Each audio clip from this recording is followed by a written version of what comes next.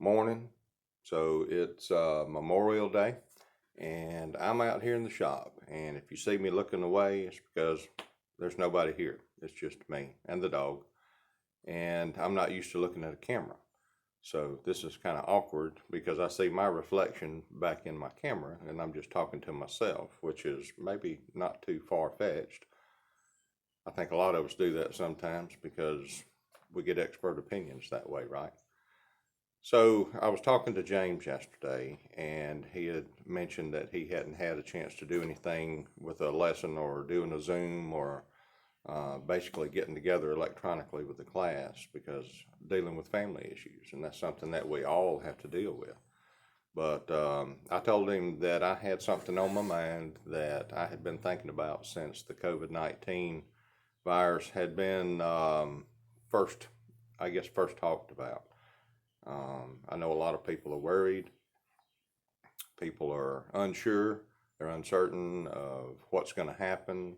Seems to be tapering off, but there's talk about whether it's going to come back even stronger. There was a I think it was the Spanish flu, maybe way back in the early 1900s when it got so bad that people quarantined and pretty much did the same thing we're doing now, but whenever they lifted the quarantine, people ran out into the street celebrating, and exposed everybody to each other.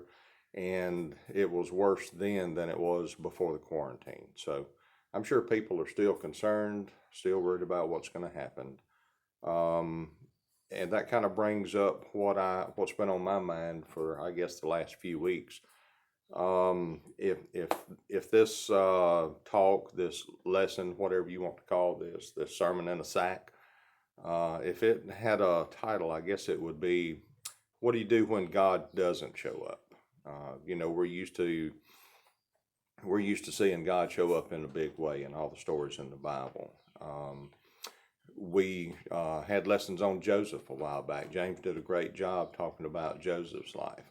And we learned that Joseph was a favored child. He was daddy's favorite, and he got treated a little bit better probably than his older brothers. And as a result of that, they hated his stinking guts to the point that eventually he was sold into slavery. So things went downhill for Joseph.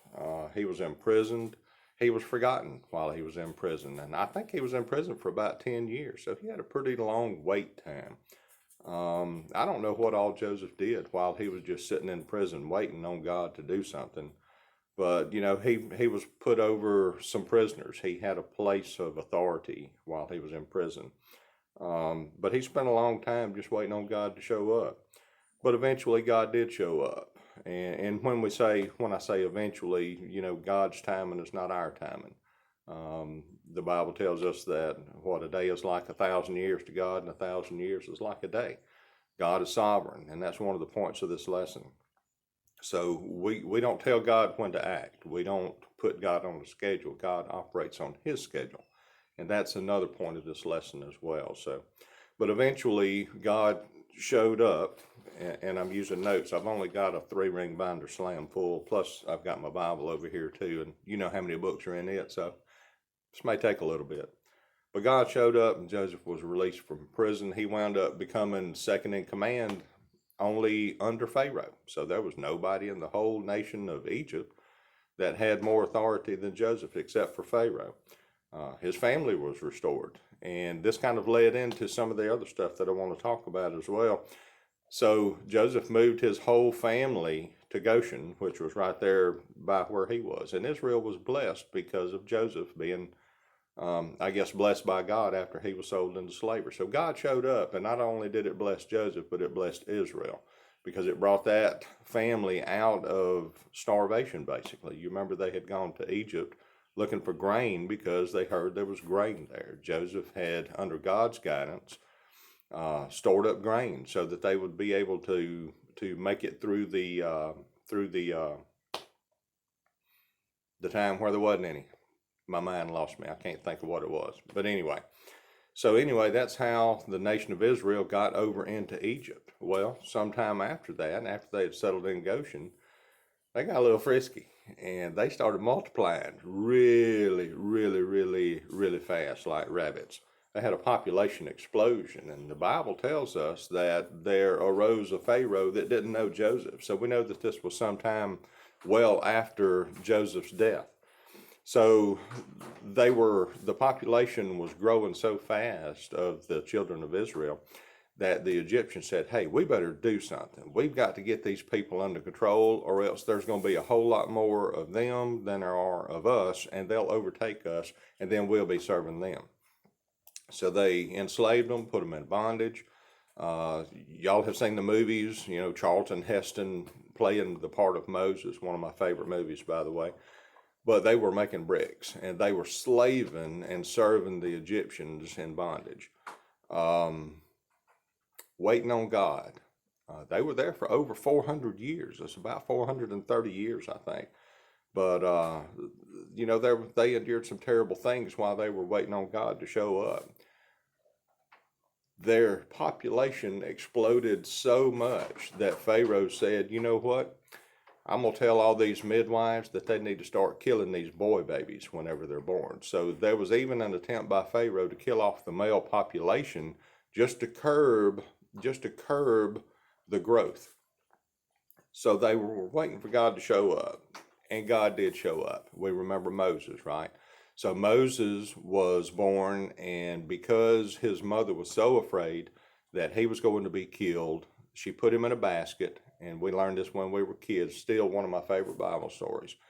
She put Moses in a basket, sent Miriam, his sister, with him to watch him, coated it with him, coated it, is that a word? Coated it? She coated the basket with tar so that it would float. That's a picture of the ark. Remember that, because that's a great parallel. So now you had a floating baby basket, right? Put it out. Remember, she hid in the bulrushes, took it out where Pharaoh's daughter was bathing, and Pharaoh's daughter found it. They said, bring that to me. And she raised Moses as her own son. So Moses, this Israelite, had a place within the family of Pharaoh. And now he's in a position where he can be used to help the Israelites, right? Goes out one day and he sees the Israelites being mistreated by the Egyptians. He sees the bondage that they're in, the servitude.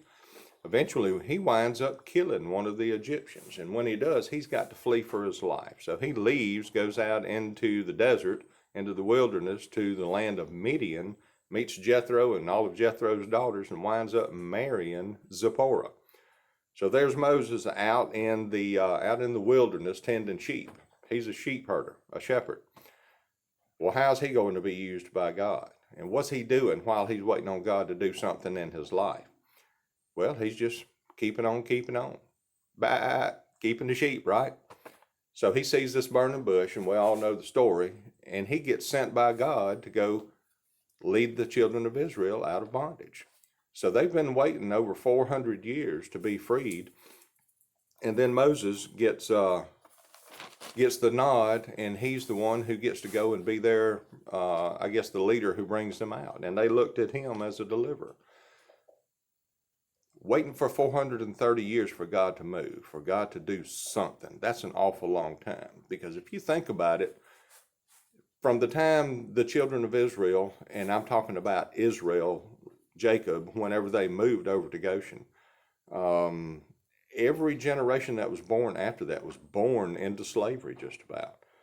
So you grow up as a slave, and you hear the stories about this God who delivers, and how this God delivered Israel and his children from starvation back when there was a famine in the land. And famine is the word I was trying to think of a while ago. But you hear of this God who can deliver, and yet you're wondering, when is he going to deliver? Is God ever going to show up? And I'm sure a lot of them died before God showed up. But eventually, finally, God shows up and he delivers the children of Israel. And then, of course, they go off into a bunch of other junk, and that's another story for another day. I hadn't got enough notebook paper for all of that. But that was the story of children of Israel and how God showed up in their life and delivered them. Next, I want to talk about Hannah. So I'm just taking just a few people from the Old Testament and talking about them. Then we're going to look at one from the New Testament. You remember the story of Hannah. We had this in the Sunday school lesson too, right? How Hannah was just desperate to have a child. She was barren. She was I guess, the sister wife of Peninnah. Their husband loved Hannah. I mean, he loved her hard, but she was his favorite. Very much like Rachel and got a call, got to pause.